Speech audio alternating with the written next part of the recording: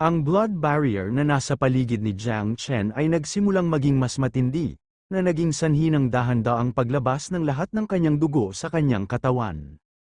Sinimulan niyang tingnan ang kanyang kamay at ang kanyang mga mata ay puno ng pagkalito at takot, dahil hindi niya alam kung anong uri ng spell ito. Habang nawawala ang usok na kurtina mula sa mga bomba ng insekto, nakita ang figura ni Xiao Yuanshan. Sinimulan niyang titigan si Jiang Chen na may nakamamatay na tingin, kinuyam ng mahigpit ang kanyang kamao, at ginamit ang kakayahan na tinatawag na blood explosion.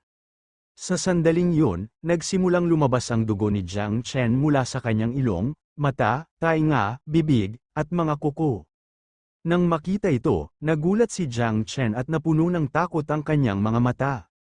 Alam niyang hindi ito maganda, napagtanto ni Uncle Jaigang na kung magpapatuloy ito ng ganito, may masamang mangyayari. Sinubukan niyang kumilos ngunit hindi niya magawa dahil sa hadlang na ginawa ni Jiang Chen sa kanilang paligid. Hindi niya napigil ang mawalan ng pag-asa at sinimulang hampasin ng magkabilang kamao ang harang. Alam niyang kasalanan niya ito sa pagpayag kay Jiang Chen na makapasok sa Tanjiao Camp, ngunit sa kabutihang palad, hindi papayag sina Go Kaishin at Hong Yao na mangyari ito, parehong tumalon, naglabas ng kanilang mga sandata, at naghanda upang mamagitan. Nang makita ito, si Luo Sandao at Mu Hangqiu, na nag-aalala sa kanya, ay napuno din ng lakas ng loob. Parehong tumalon at nagsimulang umabante patungo kay Jiang Chen dahil hindi nila ito papayag ang mamatay. Ngunit bago pa sila makagalaw, may lumitaw na mga lubid na gawa sa enerhiya at pumulupot sa kanilang mga baywang, dahilan para hindi sila makagalaw.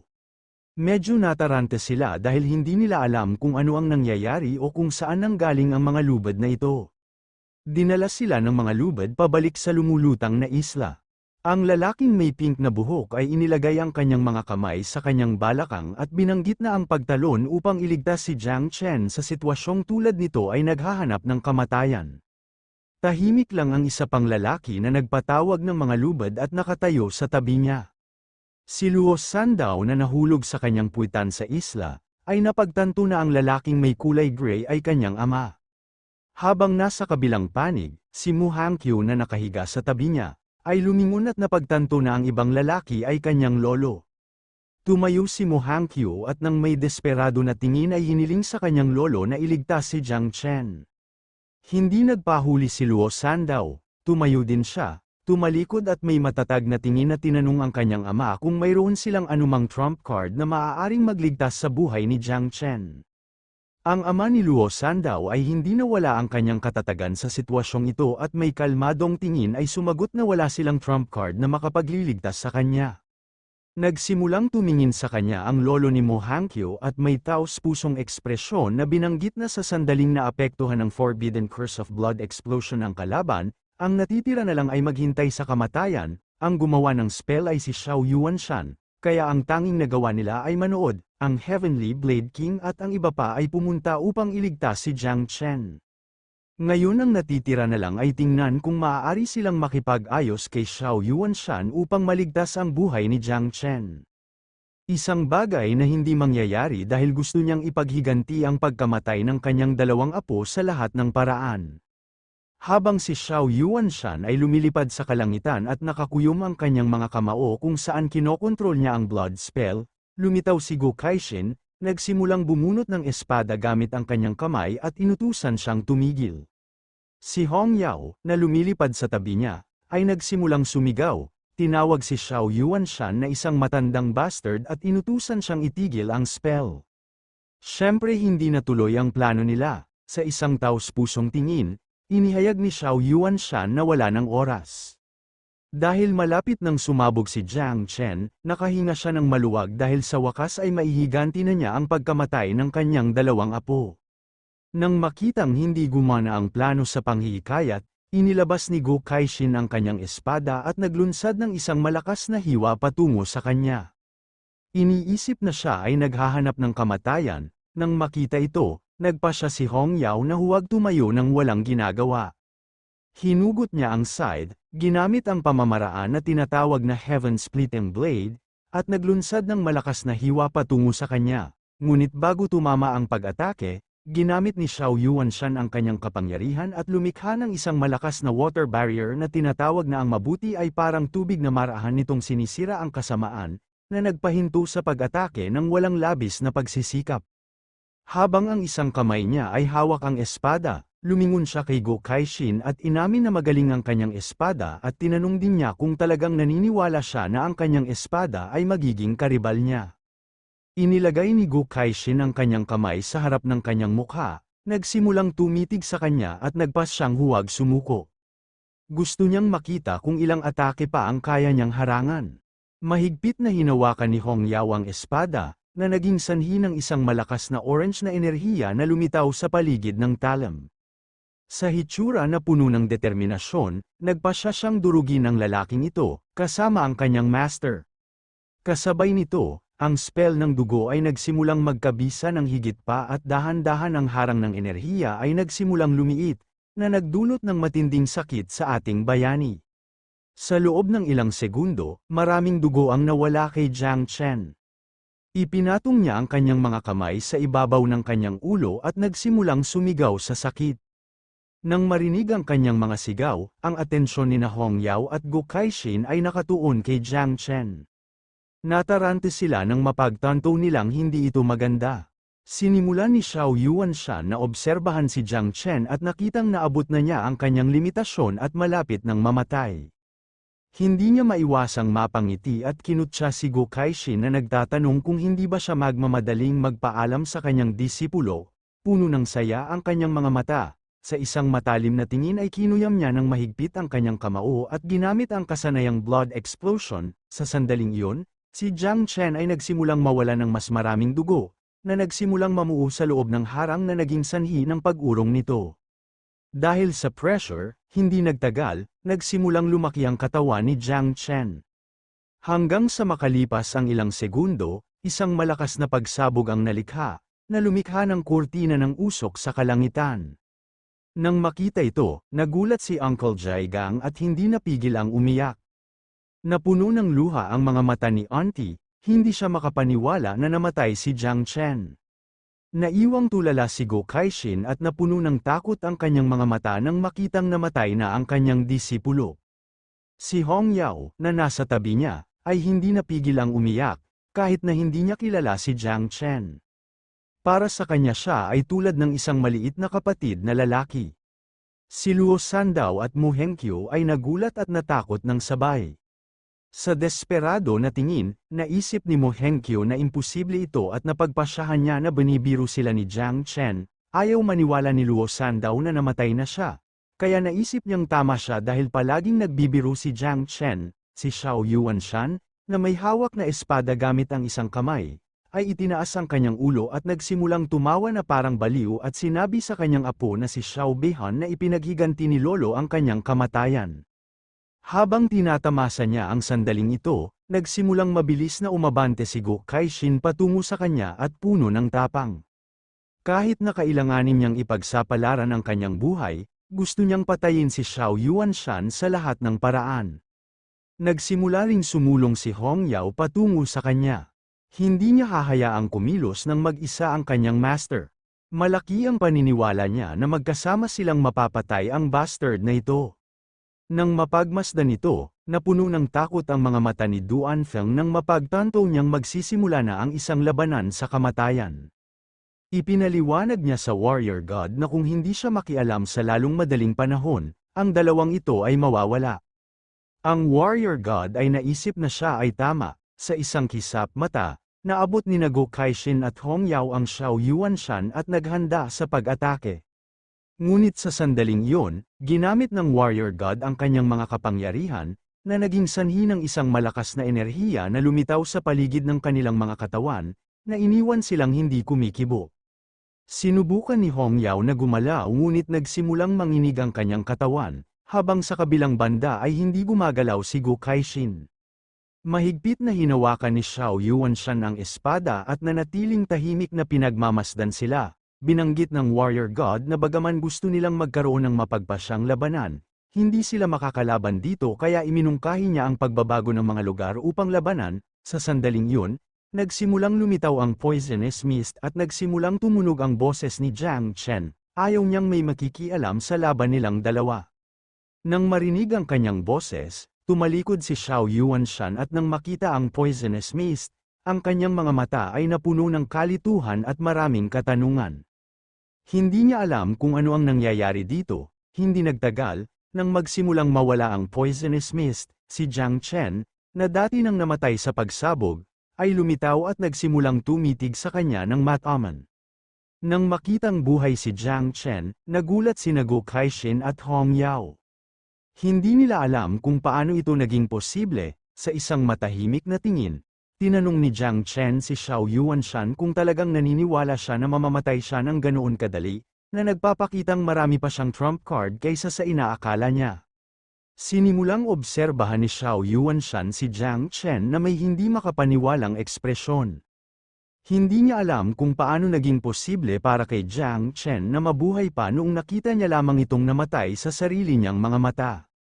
Nagsimulang pawisan si Bai Feng at maraming tanong ang pumasok sa isip niya. Hindi niya alam kung may iba pang uri ng nakatagong kapangyarihan si Jiang Chen, si Jiang Wushuang, na nakatayo sa tabi niya, ay natigilan at ang kanyang mga mata ay napuno ng pagtataka nang makita na si Jiang Chen ay muling nagkatawang tao mula sa mga patay. Napaluhod sina Luo Sandaw at Mu Hangqiu sa lupa, nagsimulang yakapin ang isa't isa at hindi napigil ang umiyak sa tuwa, at inisip na nagbibiro lang si Jiang Chen. Natigilan si Chu Bulang at napagtanto na si Jiang Chen ay may amoy ng patay na espiritu na epekto ng Reaper Order. Kinuyam ni Yun Xiaokei ang kanyang mga kamao. Sinimulang obserbahan si Jiang Chen na may kagalakan na tingin, at hindi maiwasang mapangiti. Kinumpirma niya ang mga salita ni Chu Bulang, ipinaliwanag na ito ang bagay na nakuha nila noong nasa Spirit Village pa sila. Ayon sa kanya maiiwasan nito ang kamatayan. Iniabot ni Jiang Chen ang kanyang kamay patungo sa langit at nagsimulang magpakawala ng poisonous mist. Ngayong hindi pa siya nagawang patayin ni Xiao Yuanshan, napagpasyahan niyang turn na niya. Inutusan niya ang lahat ng mga insekto na lumabas, at sa isang kisap mata, ang langit ay napuno ng daan-daang libo sa kanila. Si Xiao Yuanshan ay nagsimulang tumingala sa langit at nang makakita ng napakaraming insekto, napagtanto niya na ito ay isang kalamidad. Hindi siya makapaniwala na si Jiang Chen ay nang ahas na gamitin ito.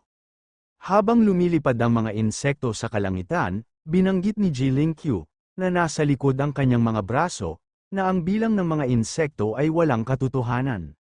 Naalala ni Jiang Zhenji na kaka-awaken lang ni Jiang Chen kamakailan. Hindi niya alam kung paano nagagawang makabuo ng napakaraming insekto sa napakaikling panahon. Sinimulan niyang obserbahan si Jiang Chen at may kumpiyansang ngiti na inamin na minamaliit siya noon.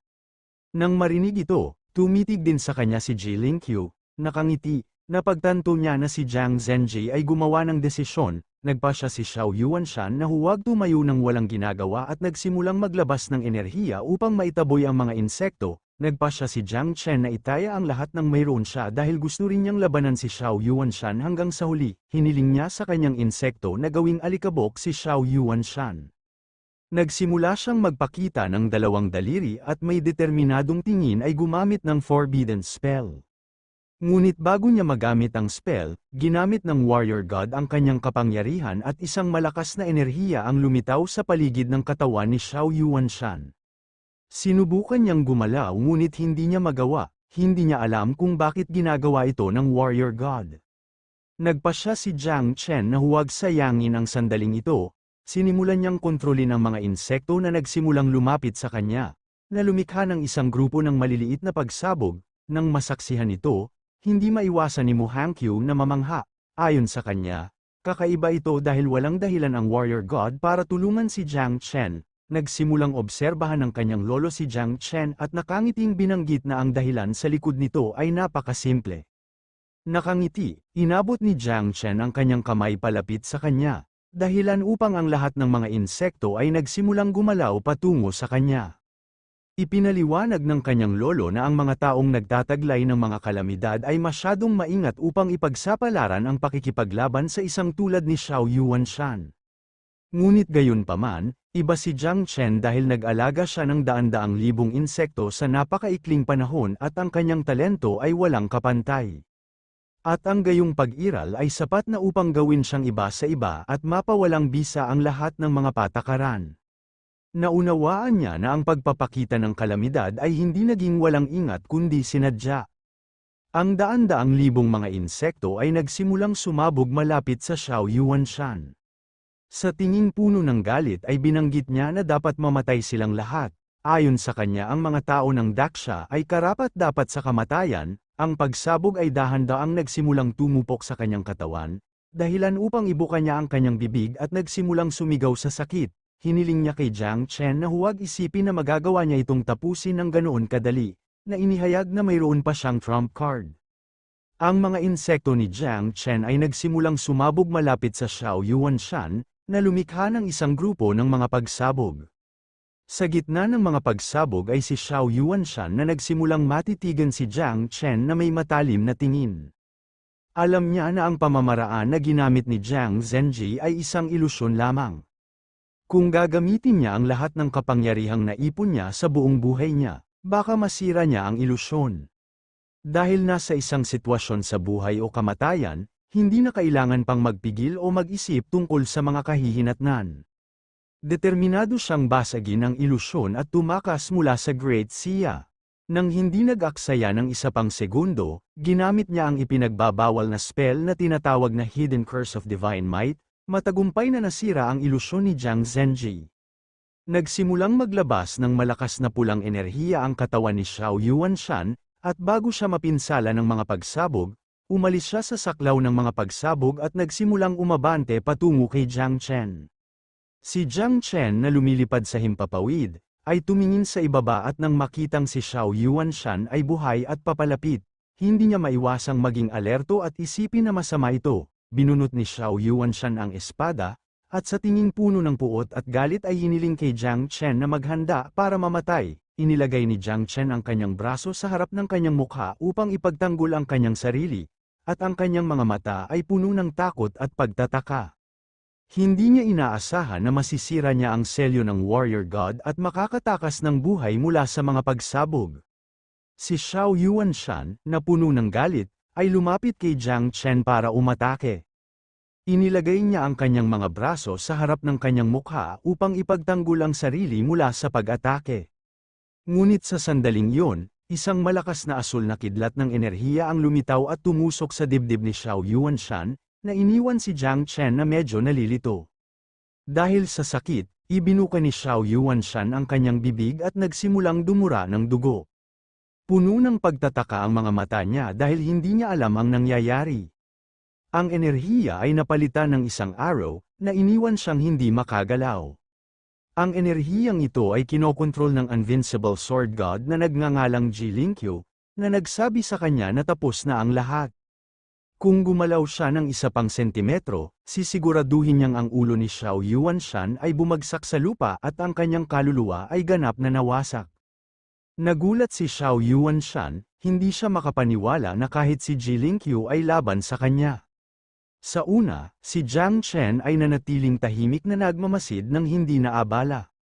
Ngunit pagkatapos ay napagtanto niya na ito ang perpektong pagkakataon upang umatake.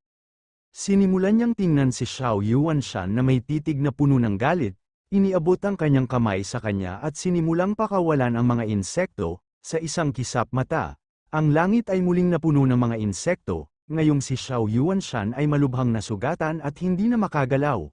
Inutusan ni Jiang Chen ang mga insekto na sirain ang sarili, libu-libong mga insekto ang nagsimulang sumulong sa kanya at nagsimulang magwasak sa sarili, na lumikha ng libu-libong pagsabog. Si Xiao Yuanshan ay nagsimulang mamilipit sa sakit, hindi siya makapaniwala na ginagawa nila ito sa kanya. Siya ang dakilang general ng estado, na nakipaglaban para sa Great Xia, at itinaya ang kanyang buhay sa hindi mabilang na mga pagkakataon, pinipigilan ang mga alon ng mga hayop, pinipigilan ang mga paghihimagsik at kahit na nakikipaglaban sa simbahan ng mga sinaunang Diyos. Unti-unting nilalamon ng mga insekto at pagsabog ang kanyang katawan. Sa desperado na tingin, nagsimula siyang sumigaw na nagsasabing siya ang Halijing umaalalay kay Daksha.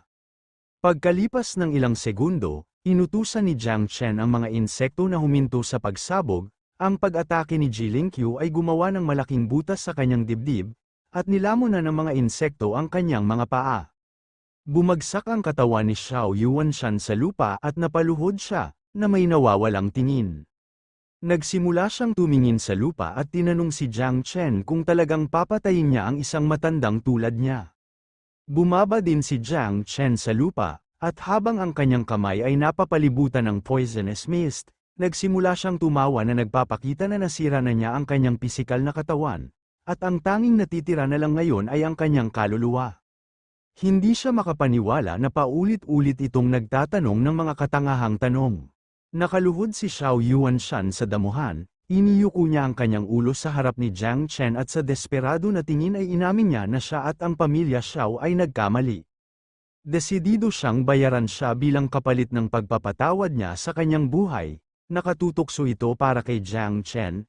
Tumalikod siya at nakangiting nagtanong kay Master at Uncle Jiagang kung ano ang iniisip nila tungkol dito. Nasa likuran niya sina Hongyao, Gu Kaixin, at Jiagang, na nagulat nang makitang gustong iligtas ni Jiang Chen ang buhay ng taong nagtangkang pumatay sa kanya.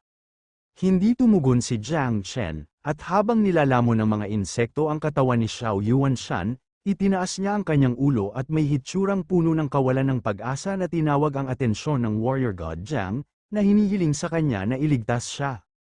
Kung nakaligtas siya, handa siyang pumunta sa abyss para lumaban. Sinimulan ni Jiang Zhenji na obserbahan si Yuan Chen at nagsimulang mag-isip tungkol sa mapang akit na alok na ito, nagsimula siyang lumipad sa itaas nila. Si Xiao Yuanshan ang general ng distrito ng digmaan ng Jiangnan noon. Tinanong ni Jiang Zhenji kung handa siyang umamin ng pagkakasala sa pagpayag sa mga puwersa ng pamilya ng Xiao family na apihin ang merkado at sakupin ito sa pamamagitan ng puwersa. Si Xiao Yuanshan na nakaluhod sa harap ni Jiang Chen ay nakakita ng pagkakataon na mabuhay, at nang hindi nawala ng isa pang segundo, inamin na nagkasala sa lahat. Sinimulan siyang tingnan ni Jiang Zhenji na may seryosong ekspresyon at ipinaliwanag na kung isa sa alang-alang na minsan din siyang gumawa ng mga merito para sa Great Xia. Pagkatapos mabayaran ang mga merito at pagkakamali, lahat ng ari-arian ng pamilya Xiao ay kukumpiskahin, at si Xiao Yuanshan ay mamarkahan ng selyo sa kanyang kaluluwa, at ipapatapon sa larangan ng digmaan ng abyss bilang isang taliban na sundalo, na dapat lumaban hanggang kamatayan.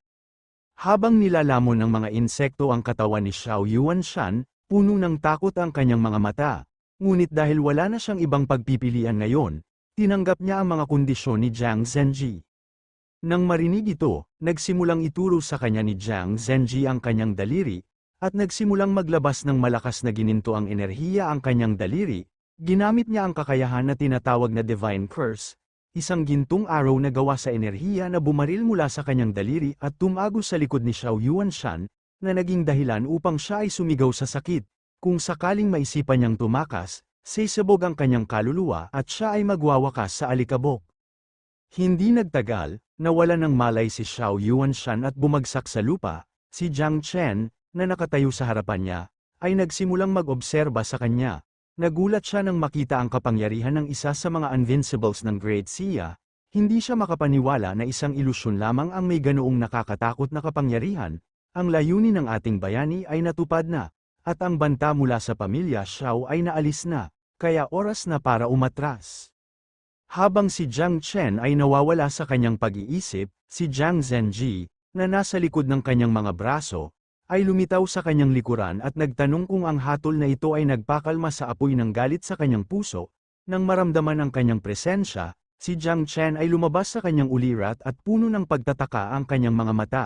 Hindi niya alam kung ano ang nangyayari. Lumingon siya at may kinakabahang tingin ay sumagot na oo, na nagpapaliwanag na ang paghatol ng Diyos na si Jiang Wu ay naging matalino, na inihayag na sa totoo lang ay hindi siya galit, gusto lang niyang makipaglaro dito. Naisip ni Jiang Zhenji na ang ating bayani ay hindi lamang may kat-anji tanging talento ngunit nauunawaan din ang kanyang sariling mga limitasyon sa pag-alam kung kailan aasenso at kung kailan aatras. Para lamang sa dalawang bagay na ito, sulit na ang kanyang pagdating ngayon. Nang marinig ito, si Jiang Chen nagpasalamat sa kanya sa kanyang pagpapahalaga. Sa sandaling yun, nilapitan sila ni Duanfeng, nagsimulang tumuro sa langit gamit ang kanyang daliri at may pagtataka at panik na ekspresyon ay ipinaliwanag sa warrior god na kung hindi mawawala ang poisonous mist sa mahabang panahon, natakot siya na ang lugar na ito ay maaaring maging isang abyssal contamination. Si Jiang Zhenji ay nagsimulang tumingin sa lupa at nanatiling tahimik na nag-iisip, habang sa kabilang banda, tumingin si Jiang Chen sa langit at nakita ang napakaraming insekto na malayang lumilipad, naisip na hindi ito mabuti at nagpa siya na oras na para utusan silang bumalik. Si Jiang Zhenji ay nagsimulang tumingin sa langit, pinitik ang kanyang mga daliri at nagpa siya na oras na para purify ang poisonous mist. Isang mahusay na pagsabog ang nilikha sa kalangitan, na nag-aalis ng lahat ng mga insekto mula sa lugar. Nang makita ito, si Jiang Chen ay naiwang tulala at ang kanyang mga mata ay puno ng pagtataka. Hindi siya makapaniwala na si Jiang Zhenji ay nilinis ang mga insekto sa isang simpleng paggalaw. Ayon sa kanya, ito ay medyo nakakatakot. Ang gintong palaso ay tumusok sa katawan ni Xiao Yuanshan. Si Jiang Zhenji ay nag-cross arms, nagsimulang lumipad at ipinaliwanag na tulad ng nakita ng lahat. Mayroon na silang kapangyarihan na sugpuin ang lahat. Sa makatuwid, naglabas siya ng bagong utos para sa bansa. Simula ngayon, ang panuntunan ang pagkontrol sa mga bawal ay inalis. Ang sinumang nagtataglay ng bawal ngunit may tapat na puso para sa bayan ay itinuturing na isang kaibigan, kung hindi, sila ay ituring na isang kaaway. Nagpasya siyang kunin si Xiao Yuanshan bilang isang halimbawa. Pagkatapos ipaliwanag ito, sinimulan niyang titigan si Jiang Chen ng may matalim na tingin at nagsimulang mag-isip kung ano ang gagawin sa kanya. Nagsimulang mag-alala si Jiang Chen, nagsimula siyang tumingin kay Jiang Zhenji at nanatiling tahimik, naghihintay sa kanyang desisyon. Sa sandaling yun, ang lolo ni Mo Hangqiu ay nilapitan si Jiang Chen. Ipinatong ang isang kamay sa kanyang balikat, iniabot ang isa pa sa gilid. At may kumpiyansang ngiti ay ipinaliwanag na ang warrior god ay matalino. Dahil si Jiang Zhenji ay pinalaki ng may kababang loob, siya ay isang matapang at makatarungang puso, puno ng kadalisayan, at bagamat daladala niya ang bawal ng Nine Miasma Wings, hindi niya sasaktan ang Daksha. Siya si Mo Hainan, sa sangalan ng pamilya mo, ay handang tanggapin ang lahat ng responsibilidad bilang isang garantiya. Tumingin sa tabi si Jiang Chen at nang makita ito, hindi niya maiwasang mataranta at magulat sa parehong oras. Para sa swerte ni Jiang Chen, maraming tao ang pumanig sa kanya. Si Tang Wangchuan, kinatawan ng pamilyang Tang ay handang umako ng responsibilidad, at ang distrito ng militar ng Jiangnan ay handa ding suportahan si Jiang Chen. Tinatanggap siyang sumapi sa hukbo sa parehong oras. Si Jiang Zhenji, na lumilipad sa kalangitan, ay nanatiling tahimik. Sinimulang itulak ni Luo Sandao ang kanyang ama na pinayuhan siya na kumampi rin kay Jiang Chen. Dahil maraming tao ang nagsimulang gawin yun, ang mga mata ng ama ay napuno ng kalituhan, na naging dahilan upang siya ay pawisan. Ngunit pagkaraan ng ilang segundo, nagsimula siyang mamula, at napuno ng sigasig. Kinuyam niya ang kanyang mga kamao, ipinikit ang kanyang mga mata at nagsimulang sumigaw na nagsasabing handa rin siyang managot. Si Luo Sandao na nasa likuran niya, ay ipinatong ang kanyang kamay sa ibabaw ng kanyang ulo, at inisip na walang silbi ang kanyang ama. Si Hong Yao na nakaupo sa gilid at lumilipad sa tabi ni Go Kaixin, ay medyo nagulat nang makitang ang warrior god ay hindi lamang nakialam sa labanan, ngunit inalis din ang mga patakaran tungkol sa mga bawal. Ang mga prestihiyosong matatanda ay nagtatanggol din kay Jiang Chen. Ayon sa kanya, ito ay tila isang panaginip. Si Go Kaixin, na naka-cross arms, ay nag-isip na marahil ay naisip ni Jiang Chen ang lahat ng ito at sa kadahilanang ito ay sadyang inilabas niya ang kanyang espada laban sa Zheng Guo. Si Hong Yao ay natigilan at nagulat sa parehong oras nang makita na si Jiang Chen ay may malalim na iniisip. Si Go Kaixin ay nagsimulang tumingin kay Jiang Chen na may seryosong ekspresyon at ipinaliwanag na ang warrior god ay alam na ang lahat ng mga kasamaan na ginawa ni Xiao Yuanshan. At kung hindi dahil sa nakita ang pambihirang potensyal ni Jiang Chen, tiyak na hindi siya kikilos ng ganoon kabilis. Nagsimulang mag-usap ang lahat, ngayong nalantad na ang Nine Miasma Wings. Kung patuloy na magtago si Jiang Chen, siya ang magiging target ng lahat.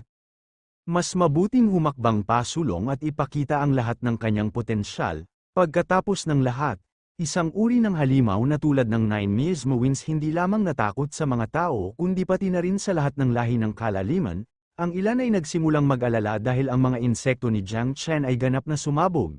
Ngunit binanggit ng isa sa kanila na walang kailangang mag-alala dahil sa katalinuhan ni Jiang Chen, tiyak na marami siyang mga insektong nakatago sa isang lugar. Si Jiang Chen ay nagsimulang obserbahan ang mga ito at hindi maiwasang mapangiti, dahil ang eksenang ito ay tulad ng gusto niya. Kung ang isa ay magpapakita ng kanilang mga nakatagong card, pagkatapos ay kailangan nilang gawin ito ng may malaking katuwaan.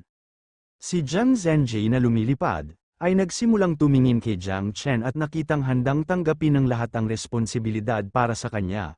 Ipinaliwanag niya na wala nang masasabi pa. Hiniling niya kay Jiang Chen na pangalagaan ang kanyang sarili at gamitin ang mga insekto ng matalino. Ibinaba ni Jiang Chen ang kanyang ulo sa harap niya at nagpasalamat sa kanya. Si Jiang Zhenji na naka-cross arms, na may nakasusuklam na titig ay nagsiwalat na sa 10 araw, magsisimula ang mahusay na kompetisyon ng Prodigies. Ang kampyon ng edisyong ito ay ang unang banal na anak ng Prodigies, natatanggap ng lahat ng mga pribilehiyo at mapagkukunan na katumbas ng isang 8th grade national protector. Nang marinig ito, medyo nagulat si Jiang Chen at naisip na ang premyong ito ay napakatukso. Ngunit idinagdag din ni Jiang Zhenji na hindi pinapayagang gamitin ang Nine Miasmowings. Si Jiang Chen ay nagsimulang tumingin sa kanya na may kalmadong tingin at nagsimulang magtaka kung ginagawa ba ng Warrior God ang lahat ng ito para kay Jiang Westhuang. Ngunit pagkatapos ay ibinasura ito dahil kung ito ay para lamang sa kanya hindi na kailangang baguhin ang mga tuntunin, hindi niya mahuhusgahan ang kanyang kadakilaan na may maliit na pag-iisip. Na may determinadong tingin, nangako si Jiang Chen na hindi niya gagamitin ang Nine Miasmowings sa Prodigy Competition. Nang marinig ito, naisip ni Jiang Zhenji na karapat-dapat din siyang maging alagad niya.